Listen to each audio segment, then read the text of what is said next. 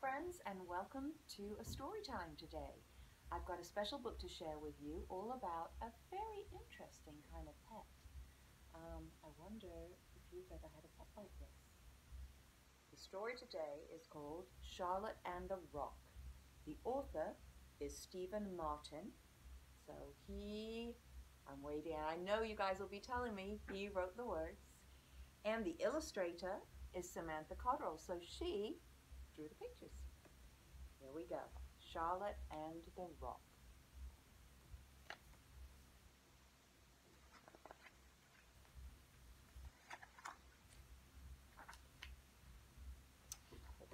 You see the picture right at the beginning?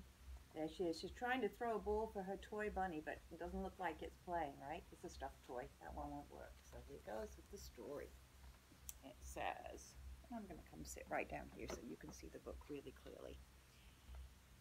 It says, Charlotte Gray wanted a pet. She didn't care what kind of pet. A dog, a cat, a hamster, even a pig would do. Oh, look at them jumping in the mud together. So on her 6th birthday, Charlotte's parents bought her, ta-da, a pet rock. They look so excited. Does Charlotte look quite so excited? I don't know that she is yet. And it says, on the little label, it says, "You rock." Her very own pet rock. It wasn't quite what Charlotte had in mind, but she tried to remain positive. The rock, after all, was a good listener. It was also quite easy to train. Yes, she's saying, "Stay." The rock doesn't look like it's going anywhere. And it was hypoallergenic, which was good for Grandma Glennis, who was allergic to almost everything. Looks like Grandma Glennis likes to knit. Can you see she's got a basket of knitting wool? She's measuring up the rock, and Charlotte is holding up a picture of something she'd like knitted for her pet rock. Looks like a hat.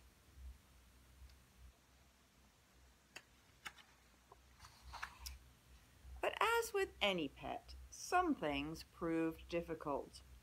Oh, walks were not fun. Can you see how hard she's pulling that rock up the hill? Oh, they have got their hats on, look.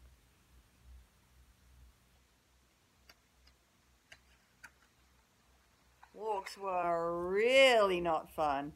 Oh boy, oh boy. I think they might be going a little bit faster downhill. Oh, watch out, squirrel. See him leaping out of the way. The rock's lack of appetite was annoying. I think she's trying to get the rock to eat her broccoli for her. And it was not much help in getting her out of trouble at school. "You said what ate your homework?" asked Charlotte's teacher. I think Charlotte might be trying to pretend that the rock ate her homework. Not likely, hey, boys and girls? But soon, Charlotte and the rock became best friends. They played games, and they pretended to be superheroes. Off to save the day, there they go. They read comic books, and they even went swimming. Oh my goodness, do you think that rock is going to sink or float? One day, a neighbor walking her dog asked, "What's your pet's name?" "Dennis," said Charlotte proudly. "We chose it together." Oh, can you see? There's Grandma Glennis and Charlotte, and they've put 4 names down on the ground outside the window. They've got Henry, Max, Dennis, and Sam. And they've dropped the rock out. They're seeing where the rock will land. It looks like it landed on Dennis. That's how they picked its name. I wonder what you would call a rock if you had a pet rock. Charlotte loved her pet so very much, but she couldn't help wishing that it could love her back. Charlotte patted her rock and let out a sigh. See them playing in the bath together there? At bedtime that night, Charlotte kissed her rock goodnight and fell fast asleep. Dennis, however, couldn't sleep. I wonder what he's going to do.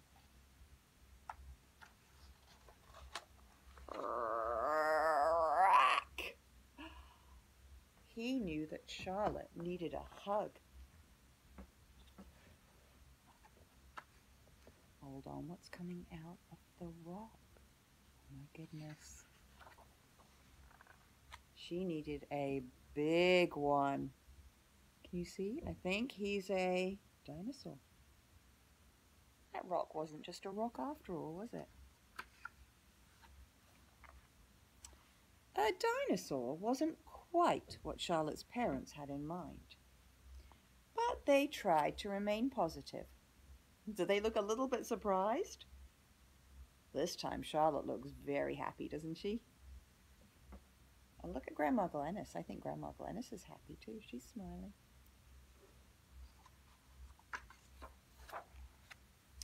After all, Dennis was a great listener. He was pretty good at hide and seek. Can you see him hiding there behind the tree? I don't think he's very good at hide and seek. And he was very easy to train. Yeah, he's eating all the broccoli, isn't he? Well, sort of. Uh-oh. Looks like Dennis has got into Grandma Glennis's knitting and is causing all sorts of chaos. Right at the end of the story, there's a special list here. It says, Charlotte's Pet Rock Rules. It says, number 1, training starts on day 1. Number 2, a rock needs a balanced diet and lots of fresh water. Number 3, keep your rock well groomed. Number 4, exercise your rock daily. Number 5, don't forget to introduce your rock to others. Number 6, reward good behavior with a favorite treat.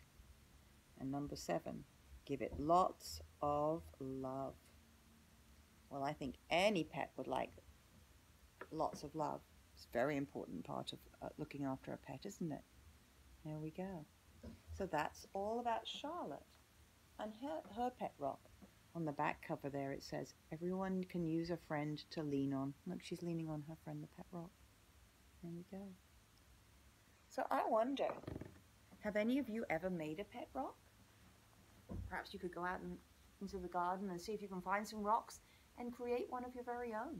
I'd love to see what you find, and if you have a pet rock, I wonder what your rock will like to eat, or what its name might be, or even where will your rock sleep, I wonder. If you have any pictures, or you'd like to show us what you've been up to, and if you have a pet rock you'd like to share with us, then ask your mummies and daddies to help you post something onto our website. Mr. Nick and I would love to find out all about your pet rocks. In the meantime, have lots of fun, and I'll see you again for another story soon. Bye, friends. Bye.